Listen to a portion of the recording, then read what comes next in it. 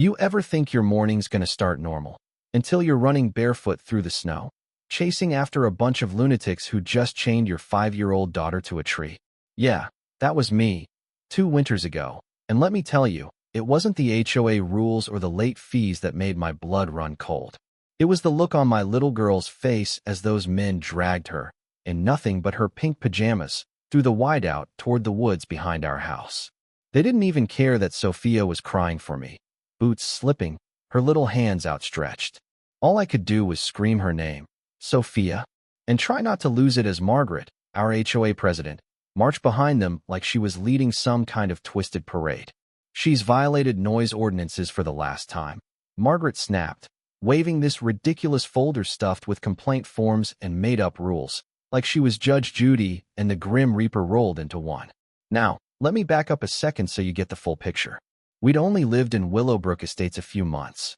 I'm David, single dad, working nights for the state police, though nobody in the neighborhood knew that yet. I thought we were lucky to be here. Nice homes, good schools, lots of trees. Sophia loved the snow, loved singing to herself, loved life in a way only a kid who's never seen the dark side of people can. But Margaret hated noise, especially noise that came from the wrong sort of families. She'd stand outside with a stopwatch, literally timing how long Sophia played in the yard, jotting notes on a clipboard like she was building a case file. At first, I thought she was just eccentric, maybe lonely.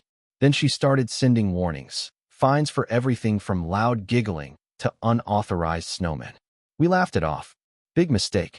That Saturday, Sophia woke up early, excited for the first real snow of winter. She pulled on her pink pajamas, the ones with dancing bears, and tiptoed outside to build a tiny snowman. I was pouring coffee when the door burst open. 2 men I'd never seen before stormed in, grabbed Sophia right out of the yard, and tore through our broken fence into the trees. Margaret strutted after them, chains in hand. "You're out of your mind," I yelled, sprinting after them, boots crunching through crusted snow, adrenaline making me clumsy. "She's just a child." But Margaret spun around, and, I swear, there was something cold and ugly in her eyes. "If you won't make her obey," she barked, "I will." They hauled Sophia half a mile into the woods, shoved her down against a massive old oak, wrapped that chain tight around her waist and the tree, and clicked a padlock shut. I can still hear the sound, metal against bark, like the slamming of a cell door. Sophia was already shivering, lips turning blue, whispering, "Daddy, I'm so cold." I begged. Of course I did. Begged them to let me wrap her in my jacket, to take me instead, to have a shred of decency. But one of the hired men leveled a gun at me. "Back off, or we shoot," he snarled. Margaret just stood there, triumphant. "She stays here until you pay $75,000 in HOA fines," she announced, eyes glittering with satisfaction. "That's 50 for the noise, and 25 for your attitude adjustment." What they didn't know, what Margaret could never have guessed, was that I'd been recording her ever since she broke down our fence. And while I acted desperate, fumbling with my phone, I was actually sending an emergency SWAT beacon. Sometimes it pays to be a cop's kid, you know? But I had to keep up the act. "Please," I said, choking on fear and rage. "She'll freeze to death." Margaret sneered. "Then you better hurry. Banks open at 9. You've got 3 hours. Sophia started crying softer then, which scared me more than the wailing. I knew the signs, hypothermia. She whispered, "Daddy, I can't feel my fingers. I'm sleepy." I tried to keep her awake, keep her talking, while Margaret launched into this long speech about authority and how she was saving the neighborhood from chaos. Meanwhile, I kept glancing at my phone, praying the team saw my signal. Suddenly, one of Margaret's men grew uneasy. "Boss, maybe we should." She snapped, "Shut up. He's going to learn the rules." All the while, snow kept falling, piling on Sophia's thin pajamas, sticking in her hair. She looked so small, so breakable, and I felt a kind of fear that cuts deeper than anything. Pure, helpless panic.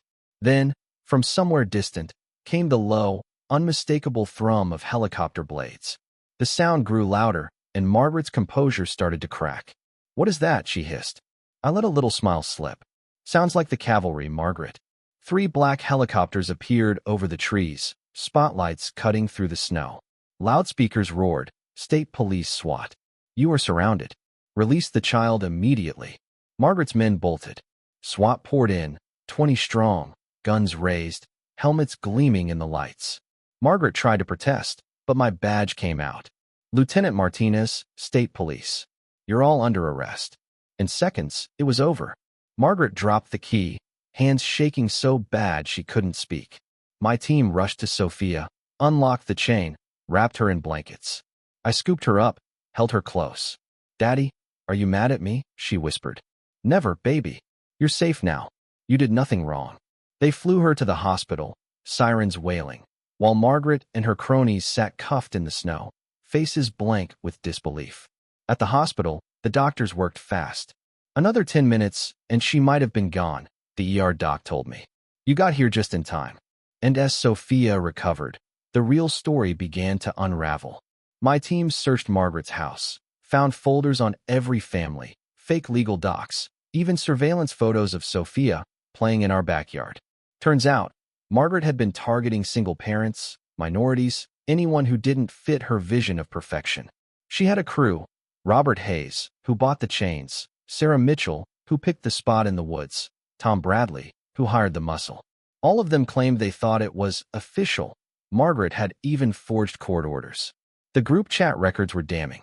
"Martinez's brat needs to learn her place," she texted Sarah. "If we make an example of her, the others will obey." It was all right there, black and white. The media went wild. The rescue footage from the helicopter went viral. Hashtags like #JusticeForSophia trended worldwide. Neighbors who once crossed the street to avoid us now dropped off casseroles, stuffed animals, apologies. The DA pressed charges: kidnapping, attempted murder, conspiracy, abuse of authority, you name it. At the trial, Margaret's defense tried to argue she was just enforcing rules, but nobody bought it. The evidence, her texts, the fake documents, the chain receipts, left no doubt. The jury deliberated less than 2 hours before finding her guilty on every count. The judge gave her life without parole. Her henchmen all got decades. You know what's wild? After all the pain, the community changed. The HOA was disbanded, replaced by something better, built on actual neighborliness, not fear. Old Mrs. Nguyen, who'd always waved at Sophia, became the new president. She threw out the fines, replaced them with block parties and babysitting swaps. The oak tree was cut down, and in its place, a garden was planted. Sophia's garden, a place for kids to play, for hope to grow. Laws changed, too. Sophia's law now makes it a federal crime for HOAs to target kids, threaten families, or use force. No more unchecked authority, no more fake cops with real power. Sophia's 7 now. She still remembers that morning, but she's healing. She plays outside, laughs with friends, wears her pink pajamas with pride. Sometimes, when I see her running free, I can't help but think, love beat hate, community beat cruelty. And I know this. If you ever try to hurt my kid, or any kid, you better be ready to face the full force of justice. But let me ask you, when do rules become more important than people? Where's the line between keeping order and abusing power? I want to hear your thoughts. Drop your comments below. Let's talk about what justice means to you, and how we build communities that actually care for each other.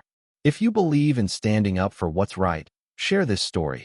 Let's make sure no one ever chains another child to a tree again.